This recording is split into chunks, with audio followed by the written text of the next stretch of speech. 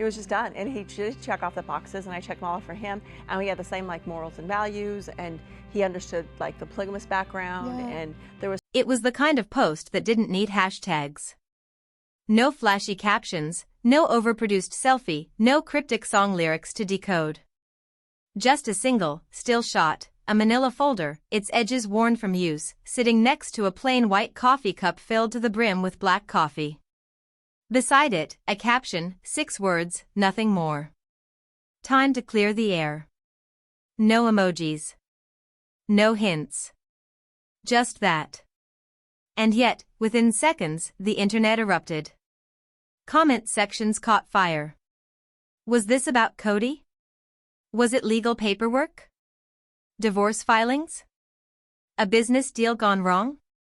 The guesses piled up faster than anyone could refresh their feeds. People had seen Janelle Brown post before, happy family photos, updates on her health business, proud mom moments, but this was different. This was loaded. This was deliberate. What nobody knew at that moment was that the folder in that photo was more than just paper and ink. According to those close to her, inside was a stack of bank statements, not a random collection, but a meticulously organized trail of transactions that would, in the days ahead, set off one of the most shocking financial revelations the Sister Wives fandom had ever seen. These weren't just any statements. They allegedly showed that Robyn Brown, the so-called favorite wife in the eyes of many viewers, had been on a luxury boutique spending spree totaling more than $75,000. And the kicker? Those purchases weren't tied to Robyn's personal account. They weren't even tied to Cody's. They were pulled from a shared financial pot, one that, at the time, still had Janelle's name on it. The build-up, for months, Janelle had been quiet. Too quiet. Ever since she'd finalized her split from Cody, she'd thrown herself into her kids, her business, and what she called building something real. She hadn't been throwing shade online. She hadn't been dropping cryptic digs like Christine sometimes did. She had simply moved on. At least, that's what fans thought. But while the public saw a woman focused on new beginnings, behind the scenes, Janelle was doing something else entirely. She was watching. Waiting. Gathering. Because there's a difference between moving on and letting something slide. And as Janelle would prove, she wasn't letting this one slide. The discovery, it started with a single transaction, a $7,400 charge to a high-end boutique in Flagstaff. At first, Janelle assumed it was a mistake. Maybe an old auto payment. Maybe something family-related that she just didn't remember. But as she scrolled through the statement, her stomach tightened. The charges didn't stop. They kept going. Thousands here, thousands there. Designer handbags. High-end home decor. Personal styling fees. Even what looked like multiple payments to a fashion consultant. And here was the problem, all of it was coming out of that shared account. The one Janelle had been told was for family needs. The one she had been dipping into her own personal savings to help cover, believing she was paying for groceries, utilities, and basic living expenses. Instead, as the records allegedly showed, the money had been flowing into luxury purchases. And not for the family. Not for the kids. For Robyn. The pattern, the deeper she dug, the clearer the picture became. Month after month, while Janelle was juggling food bills and unexpected car repairs, while she was sacrificing her own comfort to make sure her kids had what they needed, another woman in the family, one with a history of being prioritized, was allegedly using shared funds to stock her closet with boutique gowns and designer accessories. Viewers had long speculated about favoritism in the Brown household. About how the money always seemed to stretch for some but not for others. But this wasn't just speculation. This was tangible. This was a paper trail. It was betrayal with a receipt stapled to it. The preparation, according to insiders, that was the moment something in Janelle shifted. Not in an explosive, chaotic way, but in that quiet, steely way only Janelle could pull off. She didn't run to social media right away. She didn't confront Robyn in front of cameras. Date or anything I for a know. long time. But Well, I would want someone who would be willing to have a rural life. yeah, they have to be willing to live on the farm. They would have to be willing. She got to work. She printed every statement. Highlighted the worst offenders. Cross-referenced the dates with her own withdrawal records. And what she found made her jaw tighten, because while Robyn was allegedly draining funds from one end, Janelle had been unknowingly covering shortfalls from the other, moving her own money to keep things afloat. In other words, she wasn't just losing money once. She was losing it twice. The public drop, and so, when she posted that photo, the manila folder, the coffee, the caption, it wasn't impulsive. It was the first calculated step in a reveal she'd been building toward for months. The fans didn't know it yet, but they were about to see every number, every charge, every luxury splurge that had been quietly siphoned from a pot Janelle had worked to fill. Within hours of that post, screenshots began circulating, blurred in some places, but unmistakable in others. The $7,400 boutique purchase.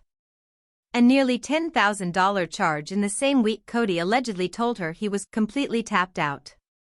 Smaller splurges that still felt obscene given the timing. $2,200 for home decor, $1,800 for handbags, $950 for personal styling services. The numbers told a story. And that story was ugly. The thing about numbers is, they don't lie. They don't care about the story you tell the cameras. They don't care about the excuses. They don't care how many tears you cry or how many times you say family first. Numbers don't bend for anyone. And Janelle knew it. When she sat at her kitchen table, that stack of printed statements in front of her, there was no more guessing. No more speculation. She had a timeline. She had amounts. She had proof. The first page alone was enough to make her eyes narrow, not in shock, but in recognition. Recognition of a pattern she had seen for years but had never been able to prove. The charges were precise, almost rhythmic. Always clustered right after TLC filming payments cleared. Always from the same handful of stores. And always drawn from the shared account. The boutique trail, let's start with the boutiques. It wasn't one big shopping trip. It was a series of them. Flagstaff. Sedona. Scottsdale. A few online orders from high-end West Coast designers. In January, $4,600. February, $5,200. March, another $6,000. It was like clockwork. And here's where it stung the most. The timing lined up perfectly with the months Janelle had been covering shortfalls in the grocery budget. She could remember the exact conversations. The "we're stretched too thin" talks. The "we need to be careful with spending" warnings. Careful with spending? While $3,800 was going to a home decor store for imported light fixtures? While $2,900 was charged to a luxury shoe boutique? The consultant fees, then came the strangest entries. 2 separate charges, both over $1,000, marked as personal styling services. The statements didn't name the consultant, but a quick search matched the amounts to a known fashion advisor in Arizona who catered to exclusive clientele. Fans later pieced together the timeline and noticed something. Those charges appeared right before Robyn's public appearances in carefully styled, designer-level outfits that didn't match her usual on-camera wardrobe. This wasn't thrift store hunting. This wasn't a one-time splurge for a special event. This was curated, ongoing luxury. Paid for, in part, with funds Janelle had helped earn and protect. The week of the $10,000 blow, but if there was a moment that truly made Janelle's blood run cold, it was the entry dated 7 days before Cody told her he was completely tapped out. A single charge, $9,872. 40 to an upscale Flagstaff boutique. The same week she had to pull money from her personal emergency fund to cover a vehicle repair for one of her kids. That wasn't just bad optics. That was something else entirely. It felt like financial gaslighting. Telling her there was no money while nearly 5 figures flowed out the door for designer clothing. The cross-reference, this is where Janelle's methodical nature kicked in. She didn't stop at reading the statements. She pulled her own bank records from that same time period. She cross-referenced the dates, the withdrawals, the deposits.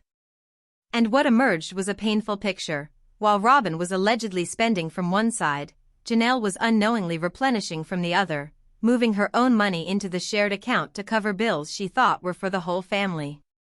Bills that, in reality, may have included boutique invoices, personal stylist retainers, and designer accessories. It was like pouring water into a bucket, not realizing there was a hole at the bottom and someone else was holding a cup underneath, catching every drop. The quiet fury, Janelle's friends say she didn't yell. She didn't throw things. That's not her way. Instead, she gathered every statement, every email confirmation, every shipping invoice. She printed them, highlighted them, noted the store locations. Some lines she circled in red. Others, she underlined 3 times. The folder began to take shape, not as a random pile, but as a case file. The kind of thing you could hand to a lawyer. Or to the public. The first public breadcrumb, when she finally posted that zoom-in photo of the $7,400 boutique charge, she didn't add a caption. Didn't name names. She didn't have to. The fans did the rest. They found the store. They found the dates. They matched the timing to a Sister Wives filming break, when Robyn had been photographed in a new, high-end gown. And that was when the conversation shifted. This wasn't maybe. This wasn't allegedly in the fans' eyes anymore. This was a breadcrumb trail leading straight to a boutique door. When that second photo hit Janelle's Instagram, the zoomed-in, high-resolution shot of the $7,400 boutique charge, it wasn't just a social media post. It was a signal flare. A warning shot. And fans knew exactly what they were looking at. They didn't need her to write, "This was Robyn." They didn't need a 3-paragraph explanation. They had the date. They had the amount. And within minutes, they had the boutique. Because that's the thing about the Sister Wives fandom, they've been keeping score for years. They've got timelines, archives, screen caps. They remember outfits. They remember what Robyn wore in a season 15 confessional versus what she wore to a Flagstaff gala. They didn't just recognize the boutique, they recognized the dress. The fan audit begins the moment that image was posted. Self-appointed Sister Wives investigators dove into action. Reddit threads popped up with titles like, "The $7,400 dress, traced and proven." Janelle just gave us the smoking gun. Robyn's wardrobe versus Janelle's grocery bills. Side-by-side photos began to circulate. A screenshot from Robyn's Instagram in a floor-length emerald silk gown, next to the boutique's product page, still online, with the same retail price, $7,400. The match was undeniable. The timing was brutal. The avalanche effect, once the boutique was identified, it was over. Fans went back through seasons' worth of footage and paparazzi shots, cross-referencing every expensive-looking piece Robyn had worn in the last 3 years. They found more. A $4,200 handbag from an upscale Scottsdale shop. A $3,800 custom coat she wore once in a TLC promo and never again. Even a $1,500 pair of Italian leather boots that showed up in the background of a family porch photo in winter. Every time a match was found, another screenshot of the bank statements would surface, blurred except for the transaction date and amount. The hashtags take over. It started with #receiptsgate. Then #boutiquegate. By the end of the week, #Robyn's receipts was trending in Sister Wives fan spaces. Every new find was treated like breaking news. Boutique receipt from May matches Robyn's floral gown in Vegas photo, $5,800 confirmed. December charge aligns with red holiday dress, $3,400 boutique price tag. These weren't just accusations anymore. In the fans' minds, they were a catalog. A publicly accessible inventory of purchases made during the same months Janelle was allegedly pulling from her own savings to cover family bills. The emotional contrast, and that's where the outrage burned hottest. Fans weren't just mad at the numbers.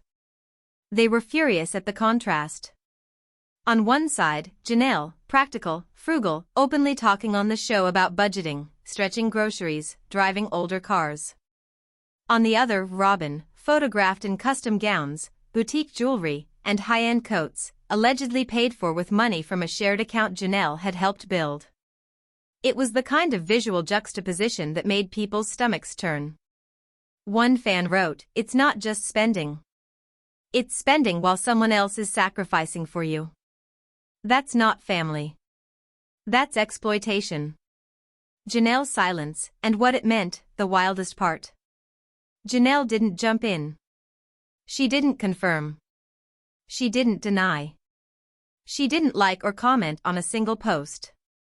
She just let it run. Because sometimes, silence is the loudest thing you can say.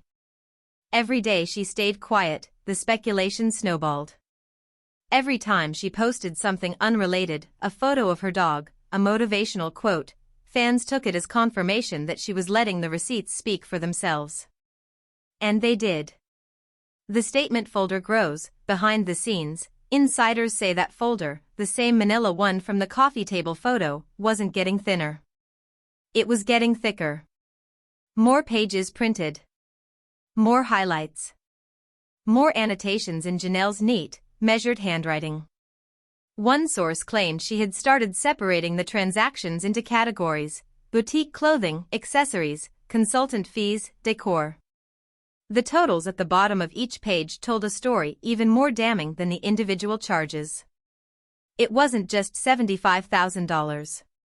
It was $75,000 and counting. When people heard the figure, $75,000, it sounded big. But numbers can be abstract. They can feel distant. It's only when you break them down, line by line, that they stop being just a number and start being a story. And that's exactly what Janelle did. Category 1, Clothing and Gowns. The first section of her folder was labeled in bold ink, Boutique Apparel. It was the thickest section by far. Transaction number 1, January 14th, $4,642. 15 at a Flagstaff boutique specializing in imported designer gowns. Transaction number 2, February 9th, $5,213. 40, same boutique, different receipt number. Transaction number 3, March 22nd, $6,004. 89, this time an upscale Sedona shop known for one-of-a-kind silk pieces. The dates were telling. Each one set neatly within 2 weeks of a TLC filming payout. And each one coincided with a moment when, according to sources, Janelle was actively budgeting her household to the last penny.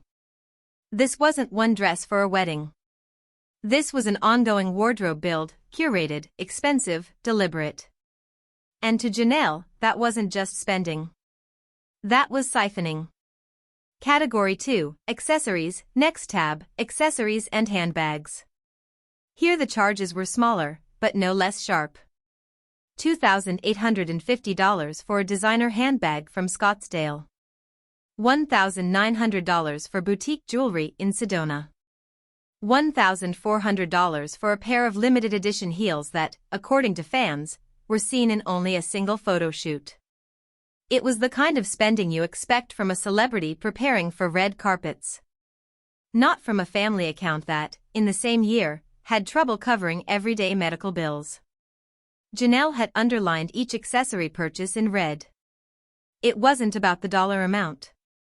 It was about what those dollars could have been instead: groceries, car repairs, college tuition. Category 3, Personal styling fees. Then came the entries that made her slow down. Stylist retainer fee. 2 separate charges, $1,250 and $1,150, both to the same high-end image consultant based in Phoenix. According to publicly available information, this consultant offered full-service wardrobe curation, seasonal updates, and event styling for discerning clients. In other words, Robyn had a stylist. And that stylist, if these statements were accurate, was being paid with shared funds. This was the moment, one insider says, when Janelle set her coffee down and just stared at the page. Not in disbelief, but in confirmation. Because now it wasn't about shopping. It was about a system. An ongoing arrangement. Category 4, Home Decor. The next divider in her folder was thinner, but just as damning. $3,875 at a Scottsdale interior design store. $2,190 for imported decorative fixtures, $940 for custom artisan vases shipped from California. It was high-end decorating, and not for a shared family space. Janelle had reportedly visited Robyn's home during that time. She remembered the new chandelier, the upgraded living room set, the carefully staged sitting area that, weeks earlier, had been bare. Now, she had the receipts to match the memory. The running total, at the bottom of each section, Janelle had written a subtotal. Apparel, $34,000 plus accessories, $10,000 plus styling fees, $2,400 plus home decor, $6,000 plus, and then, at the back of the folder, one single sheet in all caps, grand total, $75,402. 13. The number wasn't an estimate. It was exact. Down to the penny. The psychological punch. Here's the thing, Janelle could have confronted Robyn months earlier. She could have stormed into a living room, cameras rolling, and demanded answers. But she didn't. Because this wasn't about catching someone off guard. This was about building something undeniable. She knew how easily financial disputes could be twisted into misunderstandings or miscommunications. She'd watched that happen in this family for years. But a highlighted bank statement? A boutique invoice with the store's name, date, and itemized breakdown? Those don't crumble under gaslighting. The moment before the storm, by the time Janelle took that coffee table photo for Instagram, the folder wasn't just organized, it was weaponized. Every page was ready to be scanned, posted, and dissected by thousands of people who would know exactly what they were looking at. The manila folder was no longer paper. It was leverage. And the moment she pressed share on that post, she knew exactly what would happen next. The photo wasn't even up for 10 minutes before it started moving. First it hit the Sister Wives Facebook groups. Then the Reddit threads. Then Twitter, or X, as it's now branded, where fans with nothing more than a magnifying tool began zooming in on the blurred edges of the papers on Janelle's coffee table. And that's when it happened. The blur wasn't enough. Someone inverted the colors. Someone else adjusted the contrast. And within an hour, screenshots of her private totals were circling the globe. The breakdown goes public. By mid-afternoon, hashtags were trending. Hashtag 75K receipts, hashtag boutiquegate, hashtag Robyn's shopping spree. But this wasn't just mockery. It was investigation. Fans were pulling up boutique inventories, matching product descriptions to Robyn's public photos, cross-referencing filming timelines with transaction dates. A user named Flagstaff Truthseeker posted a thread that went viral. $4,642, January 14th, designer gown boutique. Found it. This exact piece was worn by Robyn in Episode 3's confessionals. Retails at $4,680 before tax. Match is 99% identical. Another fan traced the $3,875 decor purchased to a chandelier visible in a TLC Christmas special. Every charge became a breadcrumb, and the internet followed the trail. The media joins in. By day 2, the story left fan spaces and hit online entertainment outlets. Headlines were blunt. Janelle Brown drops bombshell bank statement, implicates Robyn in $75,000 spending. Fans conduct internet audit of Robyn Brown's boutique habits from sister wife to stylist client. Shocking new receipts surface. Talk shows picked it up. Morning radio segments debated it. podcasts began doing entire episodes called Breaking Down the 75K. It wasn't niche anymore. It was mainstream. The silence from Robyn, through it all, Robyn said, nothing. No statement. No post. No, this is being taken out of context. Her Instagram went quiet. Comments under old posts piled up, demanding explanations. And that silence became its own kind of statement. Because in a family where drama usually came with instant public spin, Robyn's refusal to engage read like confirmation to many. Cody's attempted damage control. On day 3, Cody finally spoke, not in a press release, but in a cameo video for a fan. The clip leaked within hours. He laughed off the spending, called it overblown, and said, "It's family money. Families spend. Big deal." The problem? That comment landed like gasoline on a fire. Because to the viewers, and to Janelle, the issue wasn't spending. It was whose family, and whose needs, were being prioritized. The emotional fallout inside the family. Sources say Christine called Janelle that night, half furious, half proud. Furious because the receipts proved what she'd been saying for years, that the financial favoritism toward Robyn wasn't just emotional, it was measurable. Proud because Janelle had finally gone public. Mary, on the other hand, reportedly sent a one-line text, "I hope you're ready for the storm." Because this wasn't just going to bruise Robyn's image. It was going to split public opinion on the entire family dynamic. The shift in fan perception. Up until this point, there had still been a pocket of viewers who believed Robyn's narrative, the careful TV image of the quiet, misunderstood wife who never wanted the drama. But the bank statements rewrote that script. Suddenly, the word misunderstood was replaced with calculated. And for the first time, large fan accounts who had once defended her started posting things like, "If these receipts are real, I can't keep defending this." Why this hit harder than anything before. Over the years, plenty of accusations had flown within the Brown family: favoritism, broken promises, emotional neglect. But those were feelings. They could be dismissed, spun, reframed. Bank statements, on the other hand, don't care about spin. They have dates. Amounts. Vendors. It was like going from an argument over how cold it felt to holding a thermometer that read 45 degrees Fahrenheit. You can argue feelings. You can't argue the number. The calm before the next move. By the end of week 1, the $75,000 scandal wasn't fading. It was building. And people were waiting, begging, for Robyn to address it.